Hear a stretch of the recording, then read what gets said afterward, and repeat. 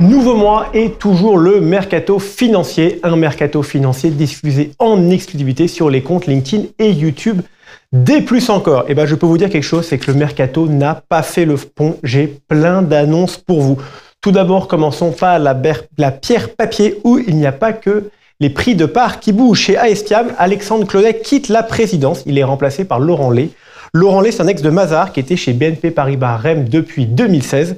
Son dernier poste, responsable du fund management et des fonds grand public.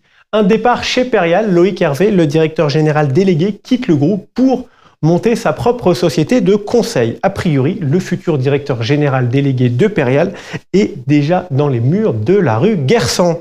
Allez, vous voulez une arrivée, celle d'Antoine Aubry qui prend du galon chez Amundi Immobilier en devenant directeur général. Nous le retrouverons dès juin dans le club expert immobilier des plus encore. Même si le communiqué de presse d'Amundi Immobilier ne dit rien sur le sujet, on imagine que son prédécesseur, Marc Bertrand, s'en va pour aller où? Certainement la réponse le mois prochain.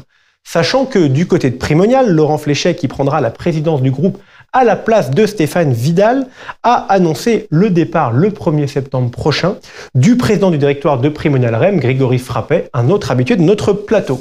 Dans les structurés, changement de direction chez Equity, Damien Leclerc, le président et fondateur, transmet la présidence après 16 ans à la tête de la maison. Il est remplacé par Romain Noireau, qui connaît déjà très bien l'univers des structurés. Chez Odo BHF, c'est le directeur commercial CGP qui s'en va, Bertrand Sens, qui s'en occupait depuis 34 ans. Il passe la main à Raphaël Hassan. Asset Management toujours, la gestion d'actifs du Crédit Mutuel Arkea qui comporte pour mémoire 3 maisons. Nous avons Schellcher Prince Gestion, Fédéral Finance Gestion et Arkea Investment Service qui a un nouveau directeur de la gestion, Stéphane Cadieux. Stéphane Cadieux qui connaît très bien le groupe puisqu'il y est depuis plus de 20 ans. En restant encore dans cette management, nous avons le plaisir d'avoir un mois sur deux Ecofi en plateau dans le Point L'Écho et Ecofi vient de recruter une nouvelle responsable commerciale, institutionnelle et corporate, Dany Jaxel. Elle sera sous la direction de Romain Huet, le directeur commercial. Enfin, nous avions annoncé le départ de Franck Levallois de France Assureur pour aller chez Aon France. Nous pouvons désormais vous annoncer son remplaçant, Paul Esmin, qui est un ancien de Covea. Après les hommes, passons au mouvement capitalistique. On va commencer par Ellipsis Asset Management, une filiale de Kepler Chevreux qui rentre dans le top 5 des sociétés de gestion dans un segment spécifique, le segment des convertibles, avec l'acquisition de l'activité d'obligations convertibles d'Edmond de Rothschild Asset Management. Mouvement capitalistique toujours, comme prévu, le Crédit Mutuel et la Française ont fusionné leur activité d'asset management immobilier. Le nouveau Crédit Mutuel Asset Management pèse près de 90 milliards d'euros. Information importante, la Française REM, c'est-à-dire l'asset management immobilier, n'est pas concernée. Elle reste l'une des entités de gestion du groupe La Française, l'entité ombrelle des activités du groupe du Crédit Mutuel dirigée par Guillaume Cadieux. Dans les mouvements capitalistiques, comme tous les mois, j'ai aussi beaucoup de rachats de cabinets. On va commencer par Patrimoine et Gestion, le CGP dijonnais, qui apporte ses 500 millions d'euros d'encours sous-conseillés à Patrimofi, piloté par Georges Nemes.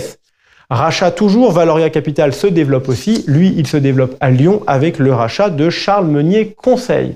Enfin, dans les rachats, Cefima, qui est une filiale du groupe Premium, n'annonce pas un, mais le rachat de 3 cabinets de CGP à Marseille. Vous en voulez encore? Rassurez-vous, j'en ai encore en stock. D'abord, ça bouge dans l'épargne retraite. Le très bien connu ERES est racheté par Euraseo. Mathieu Chauvin garde la présidence. Changement d'actionnaire, mais poursuite de la croissance externe pour ERES avec le rachat du comparateur en ligne retraite.com. Leur objectif est clair.